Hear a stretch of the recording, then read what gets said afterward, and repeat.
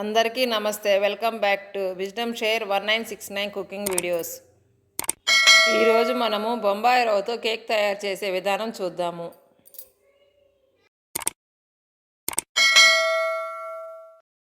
ముందుగా ఒక బౌల్ తీసుకొని దాంట్లో ఒక కప్పు బొంబాయి రవ్వ,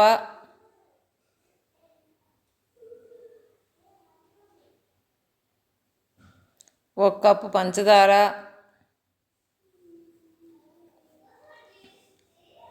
పావు కప్పు పెరుగు, పావు కప్పు నూనె,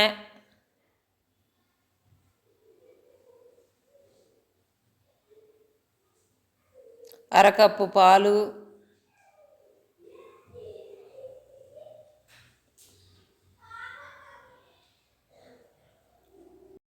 ఒక పావు స్పూన్ బేకింగ్ సోడా,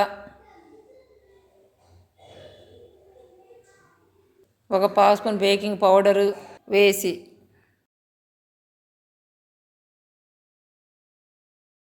ఇప్పుడు ఒక స్పూన్ తీసుకొని నేను కలుపుతున్న విధముగా బాగా కలుపుకోవాలి. ఇలా కలుపుకోవటం వలన మనం వేసిన ఇంగ్రీడియంట్స్ అన్నీ బాగా కలిసి కేక్ కూడా క్వాలిటీగా వస్తుంది. ఎందుకనంటే మనము వేసిన ఇంగ్రీడియంట్లన్నింటికి ఒక్కొక్క దానికి ఒక్కొక్క ప్రాముఖ్యత ఉన్నది. అదేంటంటే బొంబాయి రవ్వేమో కేకుని సాఫ్ట్గా స్మూత్గా ఉండేలా చూస్తుంది. పంచదార వచ్చేసరికి కేకును తీయగా మరియు కేకుని ఉడికించేటప్పుడు బ్రౌన్ కలర్లోకి మారటానికి ఉపయోగపడుతుంది. అంతేకాకుండా పంచదార వలన కేకు లైట్ వెయిట్గా ఉంటుంది. ఈ విధంగానే బేకింగ్ సోడా, బేకింగ్ పౌడరు మనం వేసిన పెరుగులో బాగా కలిసినప్పుడు కేక్ కూడా బాగా పొంగుతూ వస్తుంది. కాబట్టి మనం ఎంత బాగా కలుపుకుంటే కేక్ కూడా అంత పర్ఫెక్ట్గా వస్తుంది. చూడండి కేక్ బ్యాటర్ ఎంత చిక్కగా ఉందో.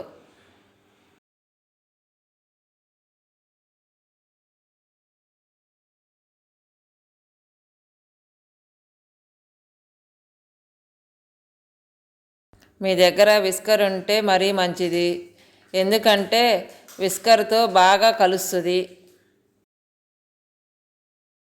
ఇప్పుడు ఒక కేక్ మౌల్డ్ తీసుకొని దాంట్లో 2 స్పూన్ల ఆయిల్ వేసి నేను ఎలా అయితే ఆయిల్ని గిన్నె మొత్తానికి ఎలా అయితే అప్లై చేస్తున్నానో మీరు కూడా అలాగే అప్లై చేయండి.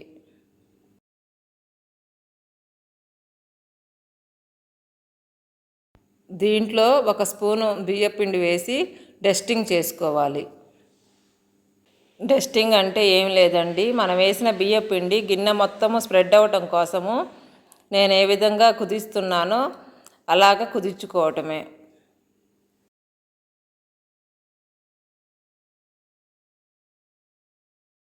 ఇప్పుడు ఈ కేక్ మౌల్డ్లోకి ముందుగానే తయారు చేసుకున్న కేక్ బేటర్ని పోసి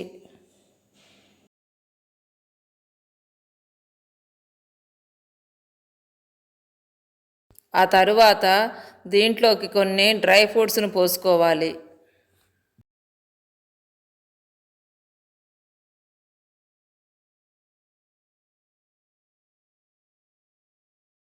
ఇప్పుడు ఒక కుక్కర్ తీసుకొని దాంట్లో స్టాండ్ వేసి ఒక 5 నిమిషాలు వేడి చేసిన తర్వాత కేక్ మౌల్డ్ని కుక్కర్లో పెట్టి 50 నిమిషాల నుండి గంట సేపు వరకు మంటని లో ఫ్లేమ్లో ఉంచి ఉడికించుకోవాలి. ఓ 50 నిమిషాల తర్వాత కేక్ ఉడికిందో లేదో చూసుకోవాలి. చూశారు కదండి, నాకు చాక్కి పిండి అంటింది, అందుకని కాసేపు మళ్ళీ ఉడికించుకోవాలి. ఒకసారి కేక్ ఉడికిన తర్వాత ప్లేట్లోకి తీసుకొని కొంచెం సేపు ఫ్రిడ్జ్లో పెట్టుకోవాలి. Thank you for watching. Please like, share, subscribe and click the bell icon.